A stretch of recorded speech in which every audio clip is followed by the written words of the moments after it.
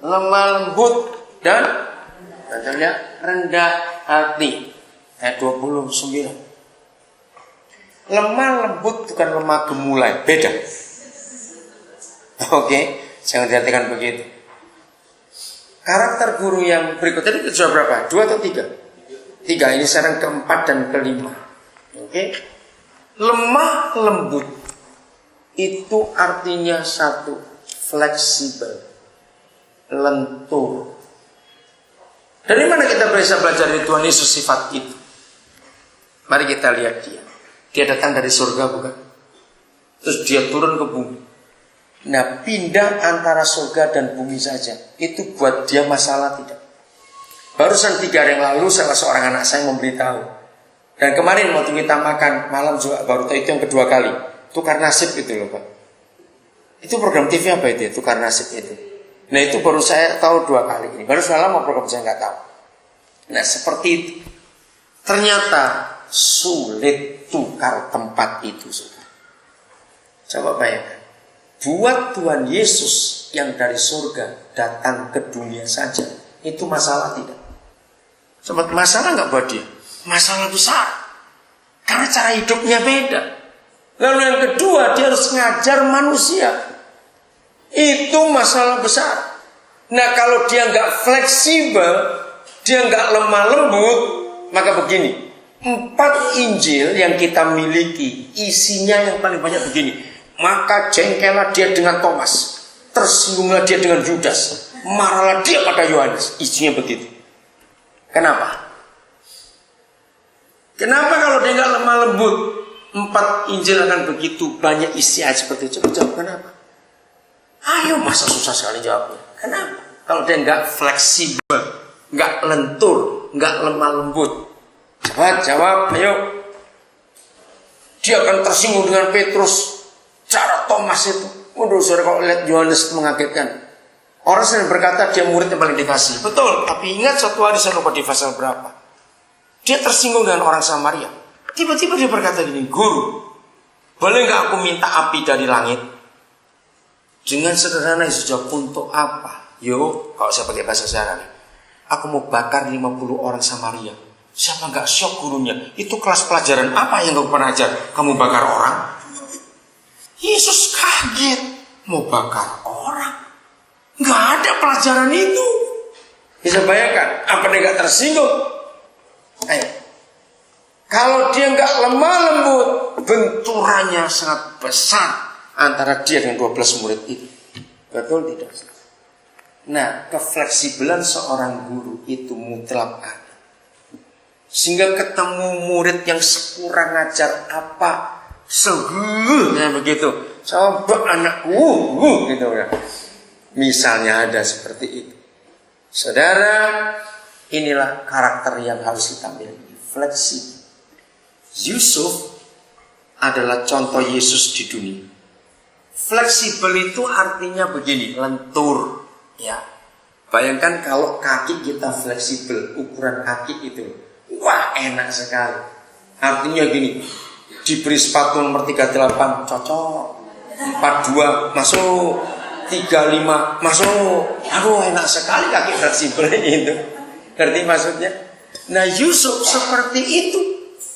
Jadi anak emas yang dimanja bapaknya. Oke. Masuk sumur, tidak masalah. Jadi budak, dinikmati. Nah, setannya kan bingung, ini anak maunya di mana cocok, yang nggak cocok ini. Soalnya cocok buat dia.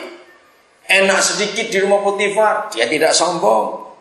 Masuk penjara diseksa, oke. Saya pernah dengan seorang pendeta namanya Bapak Pengki Andu, dia khotbah bagus kan, soal tersinggung. Benda cair. Ini adalah gambar yang paling hebat soal fleksibilitas. Kenapa? Dimanapun bentuk tempat yang dia tempati, nah dia mengikuti. Nah, seperti itu fleksibel atau lemah lembut. Menghadapi anak seperti apapun juga tidak masalah, karena aku air. Hebat bukan? Pak Pengki berkata begini, ya bukan yang tadi ya, ini yang Pak Pengki katakan. Kalau dia kita gores pakai pisau setajam apapun juga, bisa tergores tidak air itu? Enggak bisa. Tapi dia suatu saat bisa tergores ketika dia membeku. Betul? Ketika dia jadi es, enggak usah pisau, kuku anak kecil pun menggoresnya akan tergores. Nah, ketika hati kita beku, saudara, tersinggung itu gampang terjadi dalam hidup kita. Belajarlah fleksibel. Menghadapi suasana, cuaca, situasi, karakter, keadaan apapun juga, belajarlah fleksibel. Lemah lembut. Yang kelima, rendah hati. Wah, ini luar biasa, saudara. Yesus itu rendah hati. Rendah hati dalam definisi yang tepat adalah tidak memaksakan kehendak. Enggak. Maka itu tidak ketemu satu ayat pun di 4 Injil Yesus tersinggung, marah, apa saja dengan mereka. Tidak. Dia bisa ngikuti. Itu mengagumkan sekali. Nah, dari kepemimpinan Tuhan Yesus, ini kalau saya bicara leadership ya, bukan bicara guru. Dengarkan para pemimpin. Saya pakai konsep ini. Kalau bicara soal leadership, dengarkan. Ternyata leadership itu anak buah. Pemimpin tidak boleh bermasalah dan punya masalah dan buat masalah dengan yang dipimpin. Kalau sampai terjadi benturan antara pemimpin yang dengan yang dipimpin, menurut ayat ini, yang salah pasti pemimpinnya, bagaimanapun juga. Nah, justru dunia membalik. Apalagi kita orang timur, orang tua tidak bisa salah. Orang tua itu benar. Ini konsep yang berbahaya. Kita manusia masih bisa salah. Nah, sebelum saya teruskan supaya saya nggak lupa satu kalimat ini. Saudara, kenapa Tuhan Yesus mengajarkan kalimat ini? Belajarlah dari siapa? Anak-anak. Konsep itu luar biasa. Maka itu seorang pendidik sebetulnya tidak boleh kata saya mengajar. Itu kalimat yang tidak tepat. Karena kepada anak-anak kecil kita belajar dari mereka. Dosennya itu adalah anak-anak kita, bukan kita yang ngajar. Ini prinsip yang luar biasa. Belajarlah dari anak-anak. Coba saudara, saya pakai teori ini. Menurut saudara, di dunia ini sudah ada berapa ribu atau berapa juta PhD, doktor, ahli bayi-bayi, ahli anak. Ada jutaan di dunia, orang-orang hebat. Pernahkah saudara sadar, sampai mereka jadi doktor, itu dosennya siapa? Mereka belajar dari siapa? Ya udah, mereka meneliti ribuan bayi, mereka belajar hidup bayi, dokter semua. Maka itu saya tidak bisa terima, bagaimanapun juga kalau sampai ada orang tua bertengkar dengan anak yang salah si tua itu tadi. Serius, yang salah pasti dia, yang salah pasti kita. Kenapa? Dengar dulu kalimat ini. Saya belajar dari kalimat itu, belajar dari anak-anak.